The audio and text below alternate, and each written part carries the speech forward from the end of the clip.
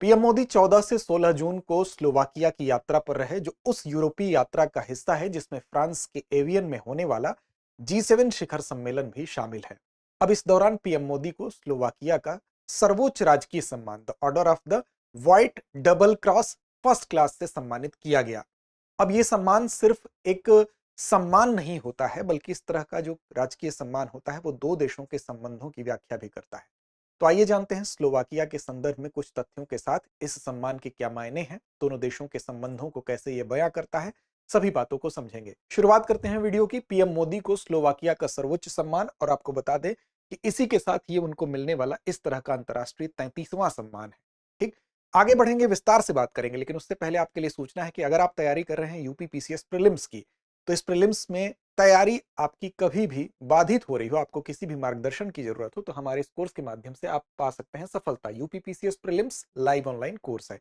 इस कोर्स के में हिंदी और इंग्लिश दोनों में आप पढ़ाई कर सकते हैं, और साथ साथ इसके विषय में कोई भी जानकारी आपको चाहिए तो दृष्टि लर्निंग ऐप को डाउनलोड कर लीजिए, या आपको लिंक मिलेगा डिस्क्रिप्शन में, उसके माध्यम से इस कोर्स तक पहुंच सकते हैं। साथ साथ इसके विषय में किसी भी जानकारी के लिए आप कॉल कर सकते हैं 8750187501 पर।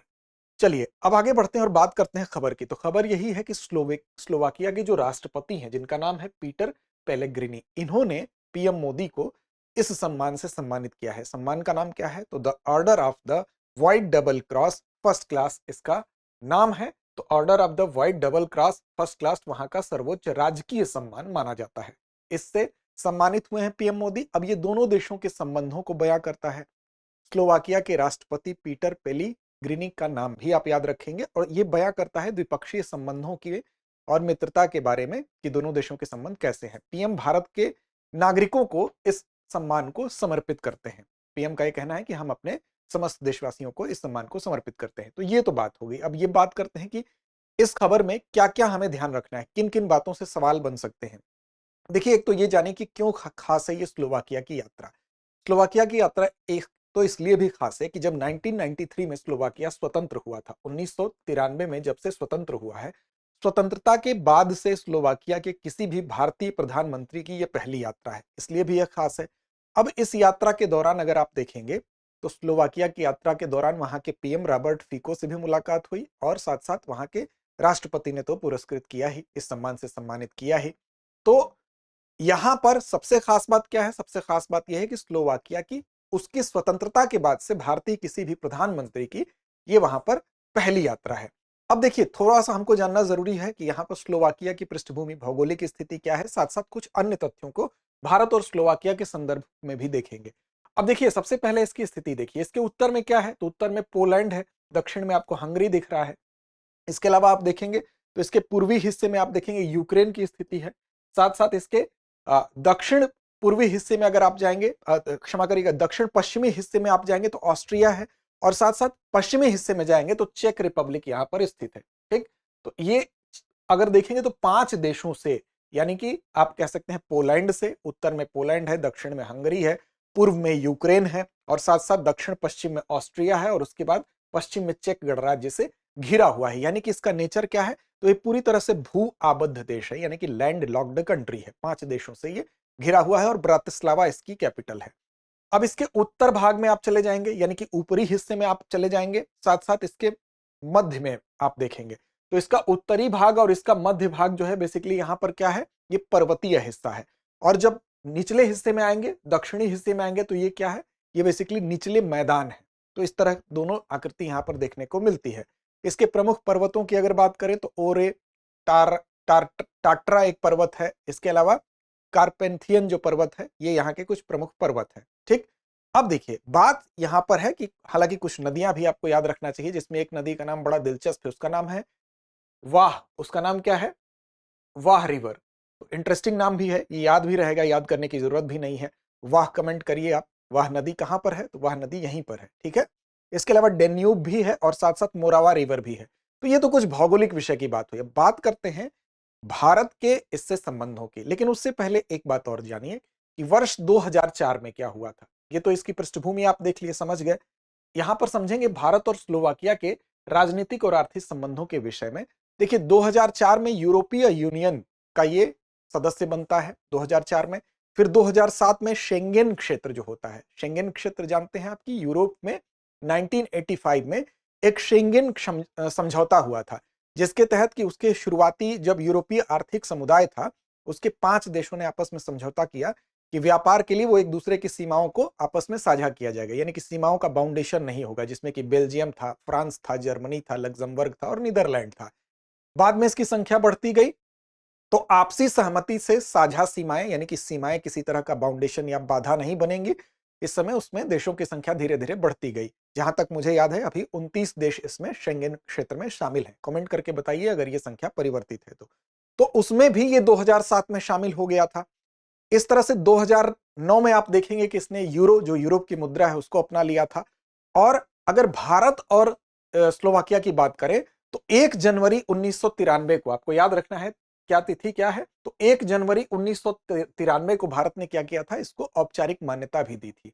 ठीक, और 1995 में जो इसकी कैपिटल है 1995 में, वहां पर भारत ने क्या किया, दूतावास भी स्थापित किया था। यानी कि हम कह सकते हैं कि भारत और स्लोवाकिया के रिलेशन जो है वो उसके स्वतंत्र होने के बाद से ही आपको दिखाई दे रहे हैं, चाहे भारत की तरफ से मान्यता देना हो 1 जनवरी 1993 को, या 1995 में ब्रातिस्लावा में भारत ने अपना दूतावास खोला हो। साथ साथ अगर दोनों देशों के बीच में द्विपक्षीय संपर्क की बात करें तो बतौर प्रधानमंत्री स्लोवाकिया की स्वतंत्रता के बाद जरूर ये पीएम ने अभी जो यात्रा की है वो पहली यात्रा है। लेकिन अगर हम दूसरे स्तर पर अगर देखें तो भारत के उपराष्ट्रपति की यात्रा वर्ष 2000 में हुई थी स्लोवाकिया की, और साथ साथ स्लोवाकिया के राष्ट्रपति भी 1996 में 1996 में भारत की यात्रा पर आ चुके हैं। तो दोनों देशों के बीच कूटनीतिक और तकनीकी संबंध हम कह सकते हैं कि पहले भी रहा है। साथ साथ आप देखेंगे कि 1995 में 1995 में रक्षा और सहयोग पर भी हस्ताक्षर हुए थे दोनों देशों के बीच में।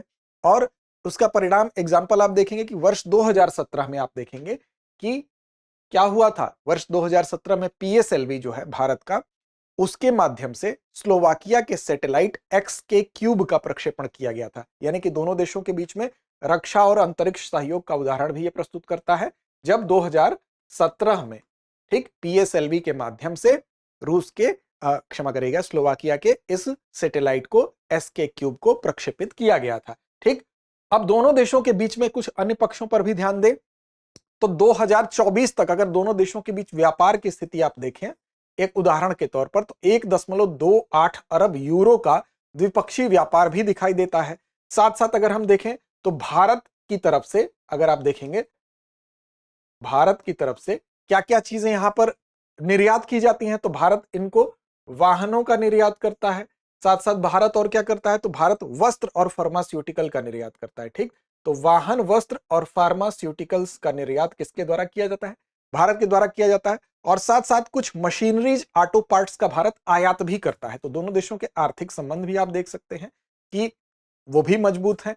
और इस यात्रा की अगर बात करें तो इस यात्रा के माध्यम से क्या क्या महत्वपूर्ण बात है, तो इस यात्रा के माध्यम से जहां आप कह सकते हैं कि दोनों देशों के बीच में एक तो राजनीतिक संपर्क हो ही रहा है, सांस्कृतिक संपर्क हो ही रहा है। ठीक, तो राजनीतिक और सांस्कृतिक संपर्क तो हो ही रहे हैं।